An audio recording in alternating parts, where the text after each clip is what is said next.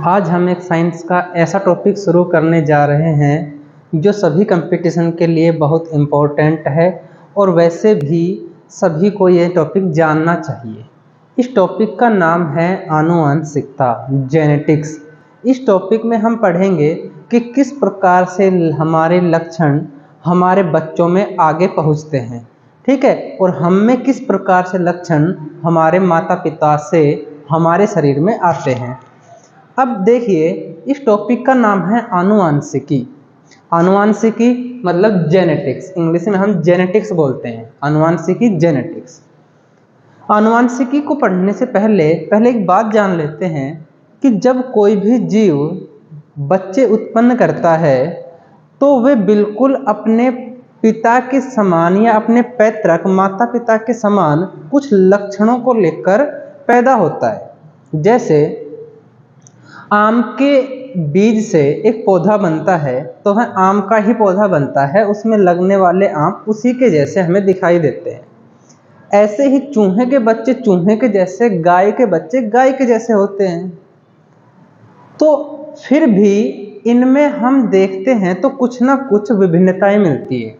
जैसे यदि हम इस दुनिया में रहने वाले सभी मानव की बात करें, सभी मानव जाति की बात करें, तो होता क्या है कि जितने भी मानव है ये सभी एक दूसरे से दिखने में समान है, लेकिन फिर भी कुछ ना कुछ थोड़ा बहुत इनमें अंतर होता है, ठीक है।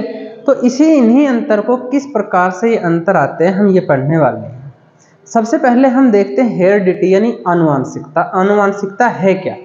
देखिए, माता पिता से लक्षण जब एक पीढ़ी से दूसरी पीढ़ी में कोई भी लक्षण जाते हैं, मान लीजिए कोई लक्षण मुझ में है, यह मेरे बच्चों में गया, वो उनके बच्चों में गया, तो इस प्रकार लक्षण जब एक पीढ़ी से दूसरी पीढ़ी में पहुंचते हैं तो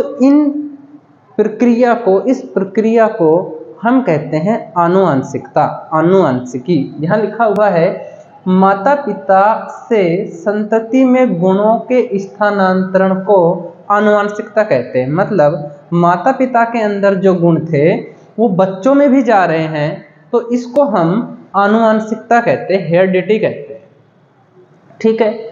अब कुछ लक्षण ऐसे होते हैं जो माता पिता से बच्चों में जाते हैं, जबकि कुछ लक्षण ऐसे भी होते हैं जो किसी एक ही शरीर के अंदर होते हैं। तो ऐसे लक्षण जो माता पिता से बच्चों में जाते हैं या अगली पीढ़ी में जाते हैं, उनको हम आनुवंशिक लक्षण, जेनेटिक्स कैरेक्टर कहते हैं।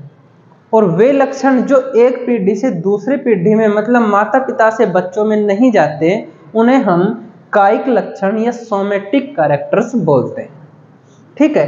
तो आनुवंशिकता का मतलब इतना है कि एक पीढ़ी में जो लक्षण है, यदि वही लक्षण वही गुण दूसरी पीढ़ी में जा रहे हैं तो हम इन्हें कह सकते हैं आनुवंशिकता। आनुवंशिकता के हमने अभी पढ़े, जो गुण एक पीढ़ी से दूसरी पीढ़ी में जाएंगे वो आनुवंशिकी लक्षण मतलब जेनेटिक्स कैरेक्टर, और वे गुण जो एक पीढ़ी से दूसरी पीढ़ी में नहीं जाएंगे वे सोमेटिक लक्षण यानी कायिक लक्षण कहलाते हैं। अब साइंस की एक ब्रांच है, बायोलॉजी की एक ब्रांच है, जिसमें हम इन सभी का अध्ययन करते हैं कि किस प्रकार से एक पीढ़ी से दूसरी पीढ़ी में, एक जनरेशन से दूसरी जनरेशन में वो गुण जाते हैं, क्या क्या प्रक्रिया है, किस प्रकार से जाते हैं, कौन कौन से लक्षण ऐसे होते हैं जो आनुवंशिक होते हैं और कौन कौन से लक्षण ऐसे होते हैं जो कायिक होते हैं। तो ये सारी जितनी भी बातें हैं, यह साइंस की एक ब्रांच है जिसका नाम है जेनेटिक्स, आनुवंशिकी। इसमें हम पढ़ते हैं। तो आनुवंशिकी क्या है? आनुवंशिकी जो है वो जीव विज्ञान यानी बायोलॉजी की एक ऐसी ब्रांच है, एक ऐसी शाखा है जिसके अंदर हम आनुवंशिकता यानी हेरिडिटी, ठीक है, और उसकी जैविक प्रक्रिया यानी बायोलॉजिकल प्रोसेस का अध्ययन करते हैं। बायोलॉजिकल प्रोसेस और हेरिडिटी की स्टडी करते हैं। ऐसी शाखा को हम जेनेटिक्स कहते हैं। अब देखिए, जेनेटिक्स शब्द जो है यह विलियम बेटसन ने दिया था। यह टर्म जो है जेनेटिक्स, ये विलियम बेटसन ने दिया था, जबकि इससे संबंधित जितने भी प्रयोग है, प्रैक्टिकल है, इससे संबंधित सारे प्रयोग, लगभग सभी प्रयोग मेंडल ने किए थे, ठीक है। इसका पूरा नाम Gregor Johan Mendel, Gregor Johan Mendel था। इतने सारे प्रयोग किए इन्होंने, अपने प्रयोग के द्वारा आनुवांशिकता के जितने भी लक्षण थे वे सारे प्रयोग के द्वारा एक गणितीय माध्यम से समझाए। कैसे समझाए ये हम आगे देखेंगे। फिलहाल हम देखते हैं कि आनुवांशिकी जो है वो एक ऐसी शाखा है, एक ऐसी ब्रांच है जिसमें हम आनुवांशिकता का अध्ययन करते हैं। इसके फादर, इस ब्रांच के फादर ग्रेगर जोहन मेंडल है। क्यों? क्योंकि इसी ने सबसे पहले इस आनुवांशिकता यानी हेरिडिटी के टॉपिक को प्रयोग द्वारा समझाया था। आनुवांशिकी शब्द जो है यह जेनेटिक शब्द है, यह विलियम बेटसन ने दिया था। इस कारण अगर पूछे कि मॉडर्न जेनेटिक्स के फादर कौन है तो हम विलियम बेटसन बताएंगे। यदि नॉर्मल पूछे कि फादर ऑफ जेनेटिक्स कौन है तो हम ग्रेगर जॉन मेंडल का नाम देंगे। तो अभी हमने आनुवांशिकी और आनुवांशिकता में थोड़ा सा डिफरेंस है कि ये एक सब्जेक्ट है, ये एक शाखा है, ब्रांच है साइंस की, जिसके अंदर हम इसका अध्ययन करते हैं, आनुवांशिकता का। ठीक है, ओके। देखना, जो भी जीव तुम इस दुनिया में देख रहे हो वे सारे जीव की एक प्रजाति है। जैसे हम मानव प्रजाति की बात करें तो मानव प्रजाति में भी हमें बहुत सारे विभिन्नताएं देखने को मिलती है। ये विभिन्नताएं को हम वेरिएशन या विभिन्नताएं बोलते हैं, जो कि जैव विकास में बहुत ही ज़्यादा सहायक होती है। हमारा अगला टॉपिक आता है विभिन्नता या वेरिएशन। वेरिएशन क्या बताना चाह रही है कि एक ही जाति के जितने भी जीव है, एक ही जाति, चाहे वो गाय हो, भैंस, बंदर, मानव, बिल्ली, कोई भी हो, हम बात करते हैं मान लीजिए मानव की। इस दुनिया में जितने भी मानव है उनकी एक प्रजाति है, उन सबका नाम यदि हम एक दे तो मानव का नाम है होमो सैपियंस। सभी का एक ही नाम है, फिर भी उनमें कुछ ना कुछ अंतर पाया जाता है, कुछ ना कुछ विभिन्नताएं पाई जाती है। उनको हम देख कर भी हम उनको बिल्कुल समान नहीं बोल सकते।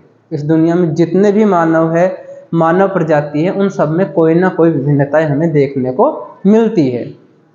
एक ही जाति के सदस्यों में पाई जाने वाली असमानता, असमानता का मतलब अंतर, ठीक है।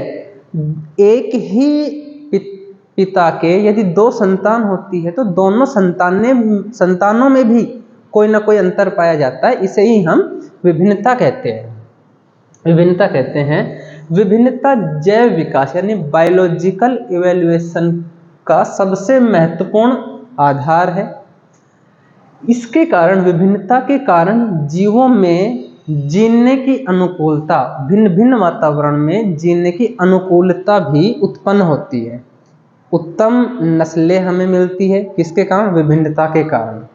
ठीक है, ये जीवों के गुणों में वृद्धि कर नस्लों को सुधारने में उपयोगी होते हैं। यदि विभिन्नता नहीं हो तो हमें सेम उसी प्रकार की नस्लें प्राप्त होती रहेगी। विभिन्नताओं के कारण ही हमें उत्तम प्रकार की, अच्छी क्वालिटी की नस्लें प्राप्त होती है।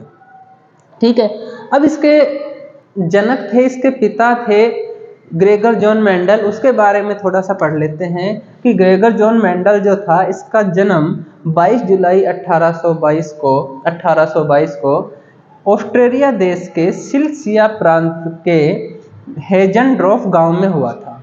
ठीक है, 22 जुलाई 1822 को ऑस्ट्रिया देश के सिल्सिया प्रांत के हेजनड्रॉफ गांव में हुआ था। इन्होंने लगभग 8 साल तक मटर, जिसका नाम है पाइसम सेटाइवम, मटर इसका नाम बॉटनिकल नेम है पाइसम सेटाइवम, इसके ऊपर इसने लगभग 8 साल तक अपना काम किया, 8 साल तक अपने प्रयोग किए, 1856 से 1863 तक। ठीक है, और इन्होंने जब प्रैक्टिकल कर लिए, 8 साल तक अपना एक रिकॉर्ड रखा। जो भी रिकॉर्ड, जो भी निष्कर्ष परिणाम निकाले इन्हें, जो रिजल्ट इन्हें मिले, इन्होंने उन रिजल्ट को ब्रुन की एक सोसाइटी है, प्राकृतिक विज्ञान की एक समिति है, उसके सामने अपने रिजल्ट प्रस्तुत कर दिए। एक नेचुरल साइंस की एक समिति है, कमेटी है, उसके सामने अपने रिजल्ट प्रस्तुत कर दिए कि इस प्रकार के रिजल्ट मुझे मिले हैं, मैंने ये प्रैक्टिकल किए हैं। अब इन सोसाइटी ने क्या किया, प्राकृतिक विज्ञान नेचुरल साइंस की जो सोसाइटी थी, इसने 1866 में नेचुरल हिस्ट्री सोसाइटी ऑफ ब्रून नाम का एक पत्रिका थी, एक पत्र था, उसमें इसको प्रकाशित कर दिया। उसके अंदर इसके इस प्रयोग को प्रकाशित कर दिया। यह कोई ज़्यादा बड़ा समाचार पत्र या पत्रिका नहीं थी, एक छोटा सा समाचार पत्र था जिसके अंदर इसको दिया गया। ठीक है, इसका जो प्रयोग था उस प्रयोग का नाम था पादप में संकरण प्रयोग, यानी हाइब्रिड का प्रयोग। ठीक है, अब देखिए इतनी चीजें इन्होंने की, इन्होंने इस सोसाइटी के सामने भी रख दिया, सोसाइटी ने पास भी कर दिया, लेकिन फिर भी इसके नियम को सभी लोग नहीं जान सके। क्यों? क्योंकि जिस समय इसने यह प्रयोग किए थे, इनके इस नियम को समझने के लिए इतने कुछ खास प्रयास नहीं किए गए। वैज्ञानिकों ने इसकी तरफ खास ध्यान नहीं दिया। क्यों? क्योंकि इनके जो प्रैक्टिकल थे वो मैथ पर आधारित थे। इन्होंने सारे जो आंकड़े लिए, जो रिजल्ट आए, उन्होंने मैथ के आंकड़ों के रूप में दर्शाया, एक रेशो के रूप में दर्शाया, जिनको लेकर अन्य वैज्ञानिकों ने अधिक रुचि नहीं दिखाई। तो हुआ क्या कि इनके नियम ज़्यादा समझ में नहीं आए, एक छोटी सी पत्रिका में दिए गए जो सभी लोगों के सामने नहीं आए। ठीक है, अब इस प्रकार इसकी मृत्यु 6 जनवरी 1884 को इसकी मृत्यु हो गई। इसके बाद अलग अलग वैज्ञानिक आते हैं, दोबारा से इसी के रिजल्ट पर पहुंचते हैं, उसके बाद इसको मान्यता मिलती है। तो अभी हमने आनुवांशिकी और आनुवांशिकता और हेरिडिटी के बारे में पढ़ा, थोड़ा सा हमने ग्रेगर जॉन मेंडल के बारे में जानना है।